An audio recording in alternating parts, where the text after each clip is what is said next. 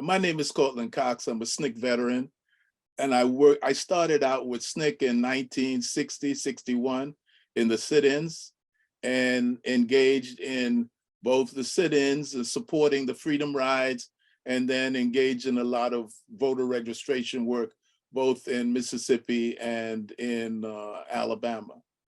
And I want to talk today about the Lowndes County Freedom Organization, because what we were trying to do was, one, there were two things. First, we were trying to get Black people registered to vote in Alabama, in Lowndes County. And the reason because Lowndes County had a population that was 80% Black and 0 people who were registered to vote. And this was right after the passage of the Voting Rights Bill. So there was 0 people who were Black registered to vote in Lowndes County, Alabama. And so therefore we were trying to get them to vote. And the second thing we were trying to do was figure out how, once they get the vote, how do they exercise power? How do they now just not vote for other people to do stuff, but how do they get to do stuff themselves?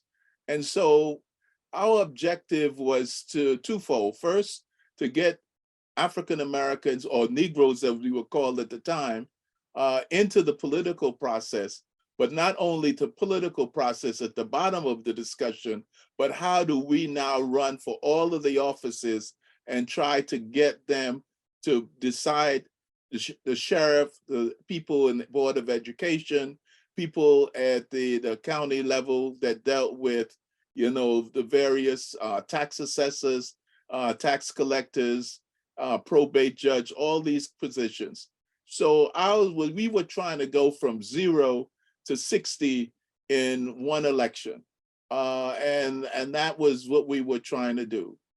And so, I mean, and we were doing it in an environment that white supremacy was not hidden.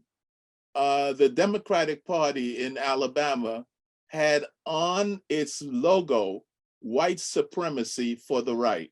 So it wasn't like people saying, well, you're a white supremacist, or accusing them. No, they saying, we are white supremacists. This is what we stand for.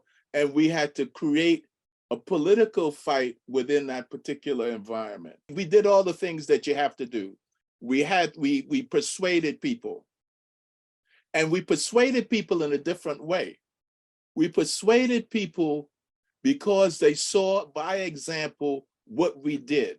So we lived in the county with them and faced the dangers that they face. Because right now, we faced violence as a matter of fact. I mean, it was like, guns were all over and we faced violence. So if we were prepared to listen, to live in that situation, it was very important that they see that we lived their life. Not only lived their life in terms of violence, but lived their life in terms of the food they ate, lived their life in terms of the housing conditions that they lived in. So we lived in a place that had no indoor plumbing, and we had, a water pump outside that we have to pump every morning.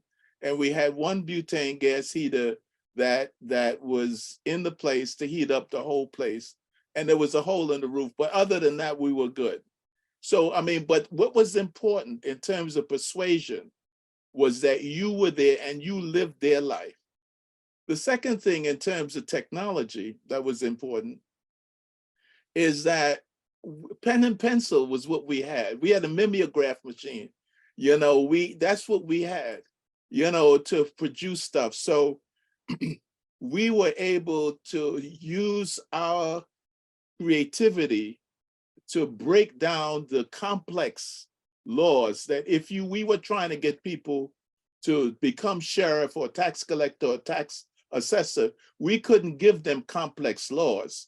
We broke them down into comic books, and we created, Jennifer Lawson, who was doing stick drawings and stuff like that. We created documents. And not only that, the other thing that was important to us was the overall message, because in all these campaigns, winning the hearts and minds of people is really important. What is the message? What's the overall message? And basically, Charles, we use something we heard in Mississippi from a woman who said, us colored people been using our mouths to do two things, to eat and say yes, sir. It's time we said no. So we developed a book that said to people, and when it comes to white supremacy, it's time to say no, to exercise power, to exercise your power. And one of the things that, as we started talking about power and the need to control, we started thinking, hey, we need to take this conversation outside of Lowndes County, beyond Lowndes County, and how do we now talk to the entire Black community about the issue of power? But 58 years ago, technology depended on what we call the Watts line, that is a wide area telephone service, meant that you didn't have to pay call by call, and the mimeograph machine, and also pen and pencil. We didn't have much more than that.